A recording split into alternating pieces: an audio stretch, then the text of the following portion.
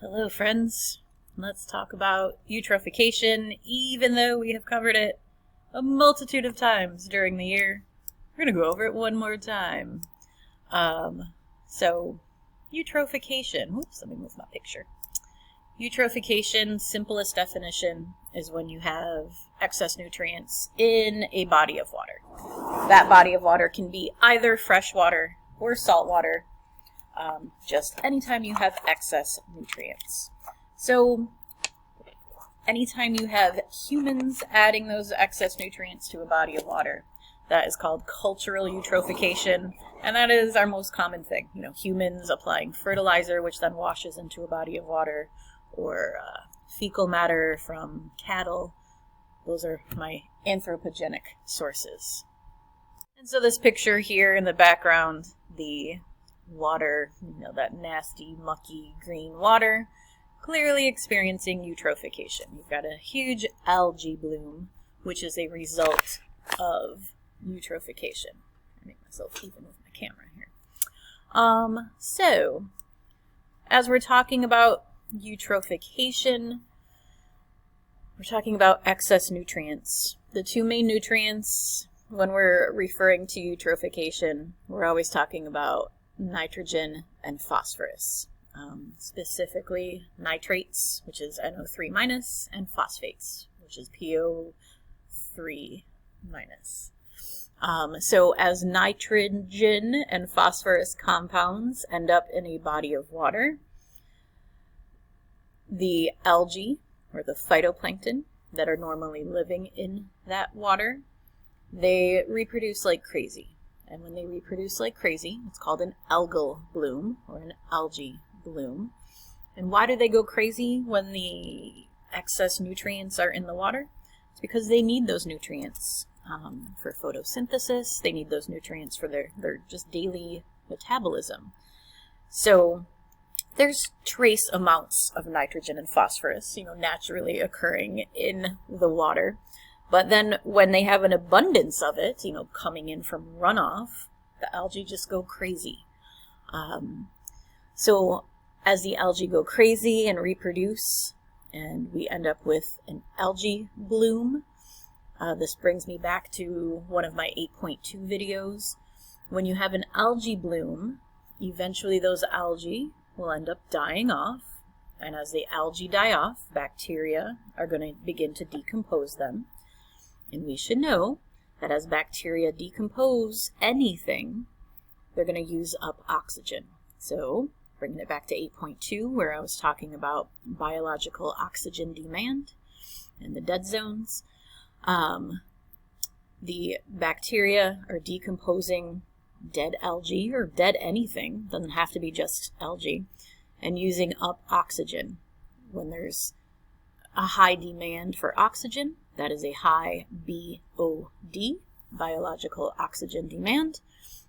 And as the decomposing bacteria use up the oxygen that's present in the water, that creates what we refer to as a dead zone in the water. Dead zone is like the general, layman's term, non-scientific term. The more sciencey terms for a dead zone would be hypoxic waters or anoxic waters. The prefix hypo before a word means low or under or beneath. So hypoxic waters have low oxygen, lower than normal. And the prefix a or an before a word means not or without. So anoxic conditions mean there's no oxygen. So a dead zone can either have low oxygen, which would make it hypoxic, or it can have no oxygen, which would make it anoxic. And of course, as oxygen levels go down in the water, other things are going to die. Like now we're going to start seeing, let's say, fish die because of the lack of oxygen. And as the fish die, bacteria are going to continue to decompose the fish, using up any last little bits of oxygen, making the water maybe transition from hypoxic conditions to anoxic conditions. So this is an example of a positive feedback loop where we're pushing the system further in one direction. In this case, the system is going from high oxygen to low oxygen. So, normal conditions, everybody's happy, everything's in equilibrium. And then we get excess nitrates and phosphates into the water. And where are they coming from? Fertilizer runoff or fecal runoff. Those excess nutrients in the water will cause an algae bloom. Eventually the algae will die and decompose, and decomposition uses up oxygen, so the waters will become hypoxic, having low oxygen. And now the low oxygen water will affect fish and kill fish and other things, not just fish. So we have even more dead stuff in the water, which means even more decomposition, which means if there's more decomposition, more oxygen is going to be used. So as I keep saying, more oxygen being used and da-da-da-da-da, that is an example of a positive feedback loop. We are pushing the system further into, in this example, no oxygen. So that's like the quick summary of eutrophication. So here's a little cartoon diagram showing that. Fertilizer is spread. It gets washed away by the rain. Can be washed into groundwater or surface waters. It doesn't matter. That fertilizer causes an algae bloom. They're calling it overgrowth. And then things die. And when things die, they get decomposed, and decomposition uses oxygen. A couple of terms that you should be familiar with that kind of go along with this. When we're talking about nutrient levels in a lake, you can have three basic categories. You can have an oligotrophic lake or an oligotrophic waterway. That's going to be clear water. The clear water indicates low nutrients. The algae population is stable. It's not, increasing rapidly. And you've got high dissolved oxygen. So oligotrophic lakes are very clear lakes, as you can see in both the actual photograph and the little diagram on the left. Down at the bottom, you've got a eutrophic waterway or a eutrophic lake. I thought I had a picture of one.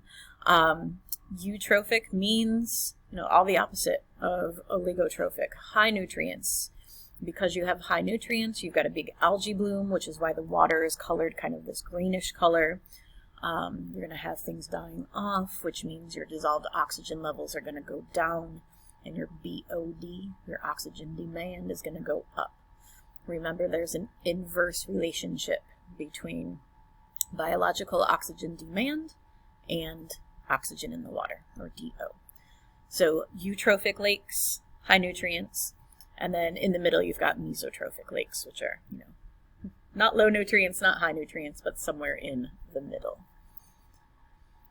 And this is just a diagram. On the left you've got a healthy ecosystem with minimal amounts of nitrates and phosphates entering your body of water. On the right over here, a eutrophic system with huge amounts of nitrates and phosphates coming, in this case, from a farm.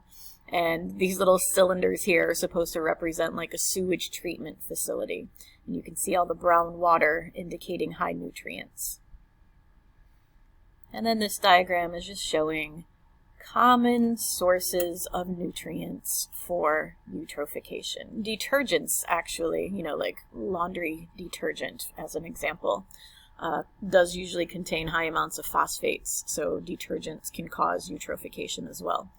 More often than not, what College Board refers to as the main sources of eutrophication would be, fertilizer runoff and, sewage, whether it's sewage from livestock or humans.